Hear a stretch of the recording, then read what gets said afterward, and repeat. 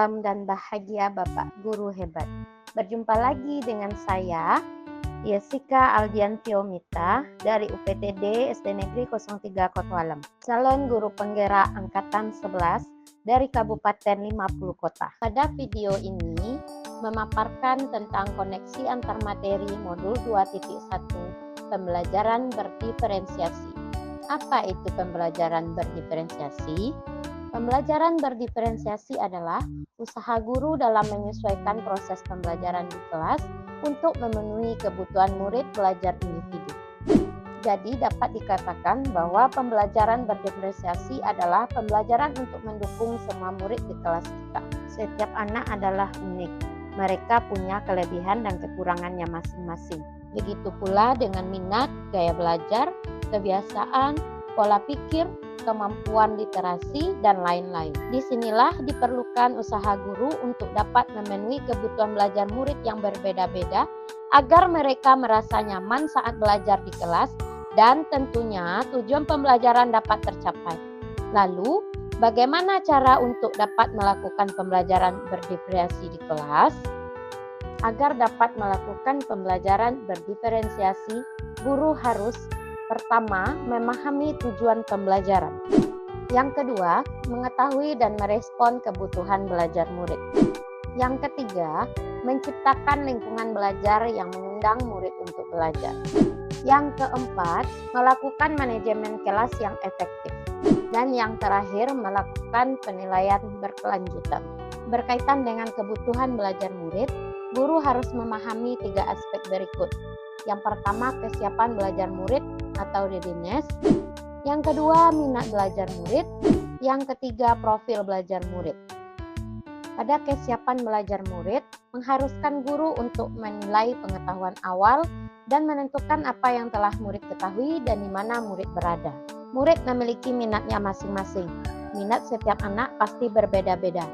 Minat adalah salah satu motivator penting bagi murid untuk terlibat aktif dalam proses pembelajaran. Dan yang terakhir itu profil belajar murid. Profil belajar murid sangat kuat kaitannya dengan lingkungan, budaya, gaya belajar, dan kecerdasan majemuk. Kebutuhan belajar murid dapat diidentifikasi berdasarkan cara-cara berikut ini. Pertama, kita harus mengamati perilaku murid-murid kita. Dilanjutkan dengan mengidentifikasi pengetahuan awalnya, mereview dan melakukan refleksi terhadap praktik pengajaran. Tidak lupa kita harus berbicara dengan guru murid sebelumnya, dengan membaca rapor murid di kelas sebelumnya, dan yang terakhir, menggunakan berbagai penilaian formatif dan diagnostik. Adapun strategi untuk mendiferensiasikan pembelajaran yaitu diferensiasi konten, diferensiasi proses, dan diferensiasi produk. Guru dapat memilih salah satu atau kombinasi antara ketiganya. Diferensiasi konten berkaitan dengan apa yang kita ajarkan, seperti materi, konsep, atau keterampilan yang perlu dipelajari berdasarkan kurikulum.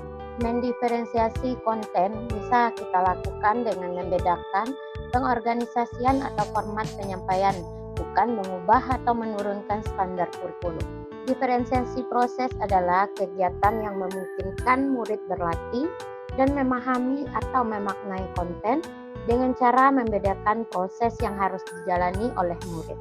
Sedangkan diferensiasi produk adalah bukti yang menunjukkan apa yang telah murid pahami dengan cara membedakan atau memodifikasi produk sebagai hasil belajar murid, hasil latihan, penerapan, dan pengembangan apa yang telah dipelajari.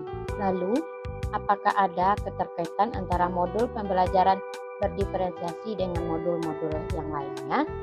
Jelas ada kaitan antara modul berdiferensiasi dengan modul-modul yang lainnya. Yang pertama, keterkaitannya itu antara modul 1.1 dengan modul 2.1, yaitu pembelajaran berdiferensiasi. Berdasarkan filosofi Ki Hajar Dewantara, untuk dapat melakukan pembelajaran berdiferensiasi, maka guru harus berusaha memenuhi kebutuhan belajar anak sesuai dengan kodrat alam dan kodrat zamannya. Keterkaitan yang kedua yaitu modul 1.2 dengan modul 2.1.